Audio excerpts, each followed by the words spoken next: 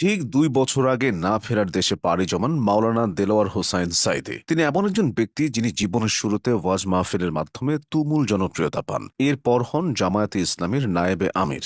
বাংলাদেশের রাজনীতিতে এমন নজির নেই বললেই চলে, তবে কিছু বিতর্কও ছিল। মাওলানা সাঈদীর রাজনৈতিক জীবন ও বিতর্কিত দিকগুলো দেখে নিন। তিনি ১৯৭৯ সালে জামায়াতে ইসলামীতে যোগ দেন। এরপর ১৯৮২ সালে তিনি জামায়াতের রুকন হিসেবে শপথ গ্রহণ করেন।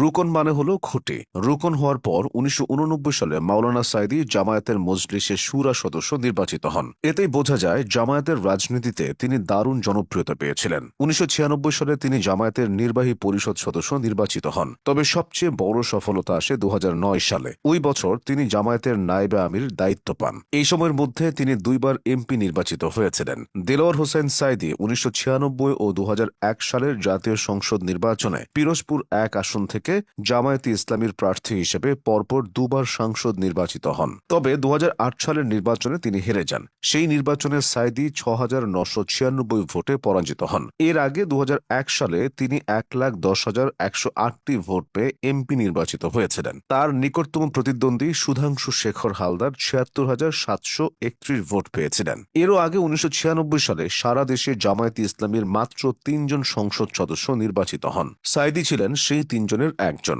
ওই নির্বাচনে মাওলানা সাঈদী ৫৫,৭১৭ ভোট পেয়ে বিজয়ী হয়েছিলেন। নিকটতম প্রতিদ্বন্দ্বী সুধাংশু শেখর হালদার পেয়েছিলেন ৫৫,৪৩৭ ভোট। মাওলানা সাঈদীর ছেলেরাও রাজনীতিতে সক্রিয় ছিলেন। তার মোট ৪ ছেলে, মরহুম রফিক সাঈদী, শামীম সাঈদী, মাসুদ সাঈদী এবং নাসিম সাঈদী। ইসলাম প্রচারের জন্য মাওলানা সাঈদী বাংলাদেশ ছাড়িয়ে বিশ্বময় সফর করেছেন। দেলোয়ার হোসেন সাঈদী চট্টগ্রামের প্যারেড ময়দানে টানা ৩৪ বছর ওয়াজ করেছিলেন। এছাড়া ৩১ বছর ধরে তিনি সিলেট সরকারি আলিয়া মাদ্রাসা মাঠে তাফসির করেছিলেন। আর ঢাকার কমলাপুর রেলওয়ে মাঠ হয়ে পল্টন ময়দানে তাফসির করেছেন টানা ৩৩ বছর। শুধু তাই নয়, রাজশাহী, বগুড়া, পাবনা, খুলনা, বরিশাল সহ বাংলাদেশের বহুল এলাকায় মাওলানা সাঈদী ২৫ থেকে ৩০ বছর ধরে তাফসির করেছেন। ওয়াজ করে তিনি যে জনপ্রিয়তা পেয়েছিলেন তার কেউ পায়নি। তিনি কোনো মাহফিলে আসলে তা জনসমুদ্রে পরিণত হতো। শুধু দেশেই নয়, আন্তর্জাতিক অঙ্গনেও তিনি পরিচিত মুখ ছিলেন। মাওলানা সাঈদী হজ, ওমরা, কুরআনের তাফসির মাহফিল, সেমিনার ও বিদেশে বাঙালি কমিউনিটি সম্মেলনে আমন্ত্রিত হয়ে